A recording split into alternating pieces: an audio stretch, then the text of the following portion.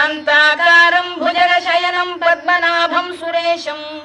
विश्वाधारं गगनसदृशं मेघवर्णं शुभांगं लक्ष्मीकान्तं कमलनयनं योगिधृध्यानगम्यं वन्दे विष्णुं भवभयहरं सर्वलोकैकनाथं